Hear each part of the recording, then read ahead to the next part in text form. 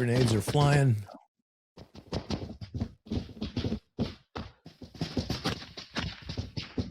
And grenades will come into our second clip. We'll see the right and wrong way to use hand grenades and when to use them on the battlefield. And this, this close combat, when you see guys throwing grenades, the contact is within 60 feet, right?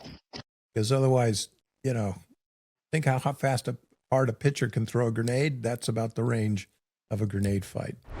Okay, what we have here, this is earlier in the war. This is at the end of the Battle of Bakhmut, which the Russians took after losing about 100,000 guys.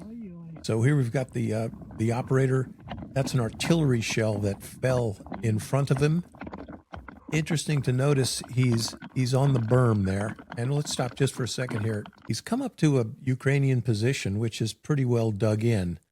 But I noticed right away as he's coming up, nobody's on watch. He's going to turn right into the bunker right now. You got 5, 6, 7 guys in there. No one's watching. And the other thing is, when someone comes and goes into a position and you see someone go along and then they disappear, you've located a bunker. Okay, so let's see if I predict what's going to happen. Okay, he goes in, nice concealed entrance.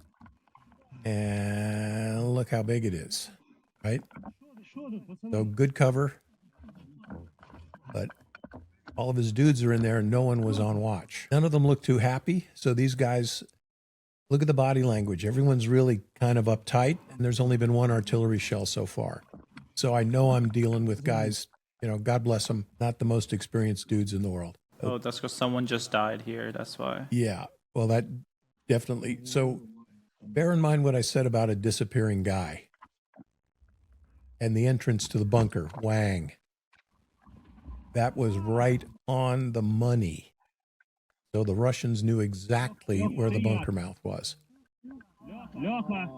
Okay, so this guy, man, he just got his bell rung, I guess. So he should go to Vegas as soon as he gets off duty. Okay, one of the things you can expect, if you catch a mortar round, somebody's going to follow up on it, right? So contact is coming. Okay, and my Ukrainian's pretty bad, but, people are reporting close contact right now.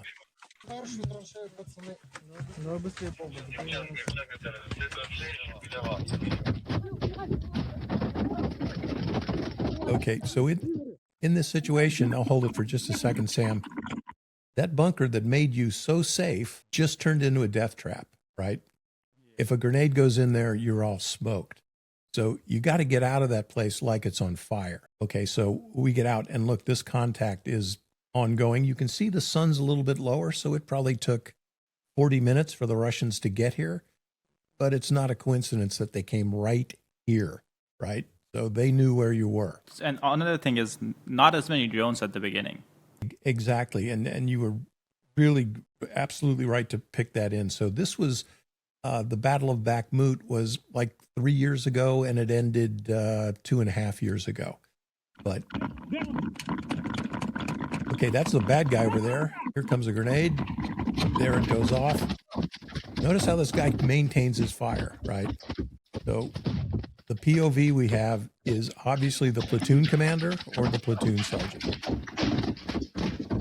Okay, one little thing, little small thing. You go back just a little bit, Sam, and this tells me this guy's really experienced. Okay, let's look at how his sling is attached to the front. That's perfect right there.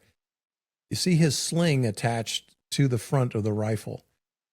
An M4 will get so hot that it'll burn through your sling.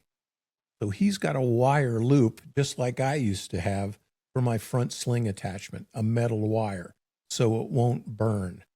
He's got a suppressor on there, which is a good thing, but, they get hotter than, they're too hot to cook steak on, even after 20 or 30 rounds.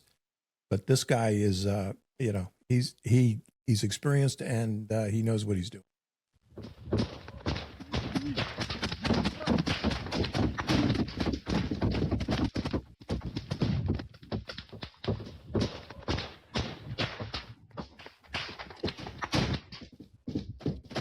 Grenades are flying.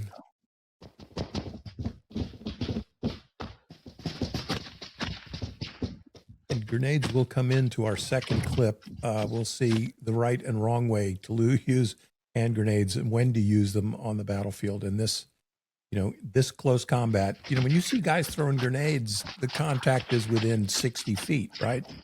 Because otherwise, think how hard a pitcher can throw a grenade. That's about the range of a grenade fight.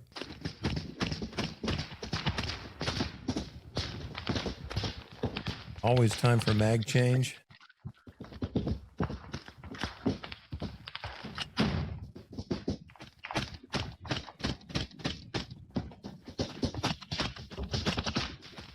You can hear the different sounds of the rifles, right? The M4 makes kind of a popping sound, and the AK pattern rifles, they make a bigger sound because they fire a 7.62 millimeter bullet instead of a 5.56 one. And interestingly, this guy does not have one of these. We had devices that look like a suppressor, except they were skinnier, and they look like a heavy flash suppressor. But what they were designed to do is to make my M4 sound exactly like an AK-47. And the reason behind that, could you explain that? Yeah, so, you get attuned to the sound of the weapon. I would be fighting people, generally my entire career, who used AK pattern rifles. So if they heard me shooting, they would think it was one of their own weapons. That's actually pretty unique, right? Like the innovation, the small things. Yeah, that was developed in Vietnam, and one of these days I'll bring a picture of one. People looked at them and, why do you have that weird thing? And we didn't tell them what they did. I'll tell you now because it doesn't really matter.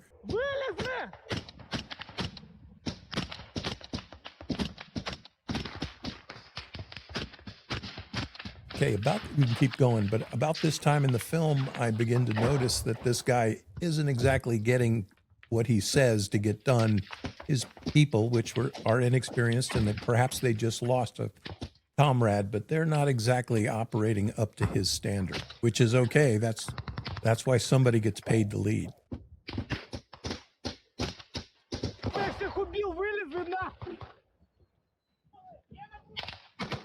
Okay, take positions outside. He's still telling somebody to get their ass out of the bunker. This is insane. So at the beginning of the war, Russians were just expected to run through these open fields.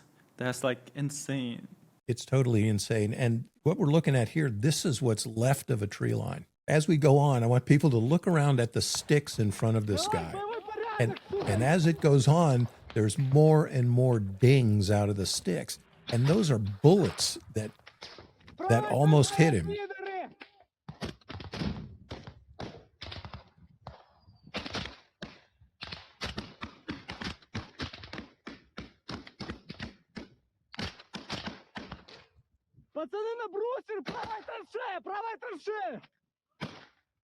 We just saw there were 3 or 4 more dings in that stick right in front of him than there were 30 seconds ago. He's getting shot at.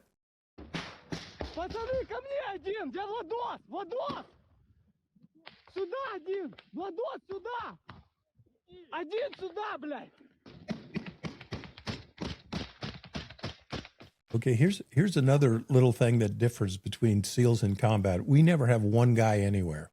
There's always 2 guys together. Always. Your swim buddy, you don't separate from him. Tactically, that difference between you will vary depending on, terrain, attack vectors, everything else. But this guy's on his own, and nobody on the battlefield should be by themselves.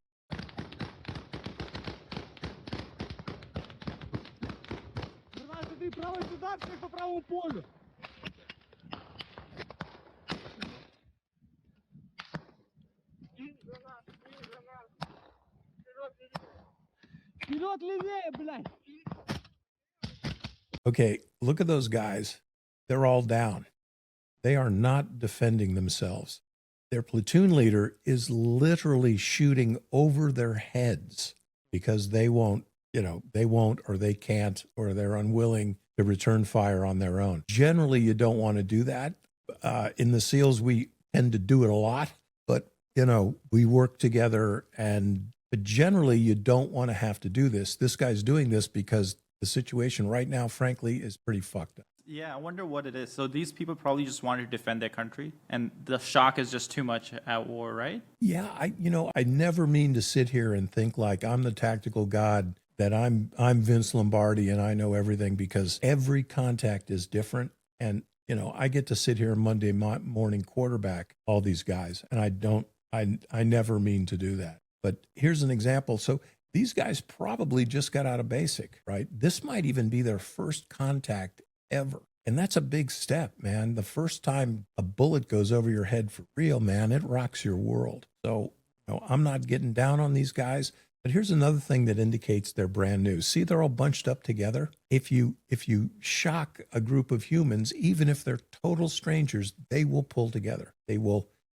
physically close in on each other. This is just a short clip of what we're allowed to show here on YouTube. But if you want to watch the full episode, you can join our platform by clicking the link in the description or scanning the QR code on your screen. We put out a new uncensored battlefield breakdown episode every single week. And to make sure we're not forced to censor something because of the platform we are using, we built our own platform, Basics Insider. So join us today and support independent journalism by clicking the link in the description or going to basicsinsider.com.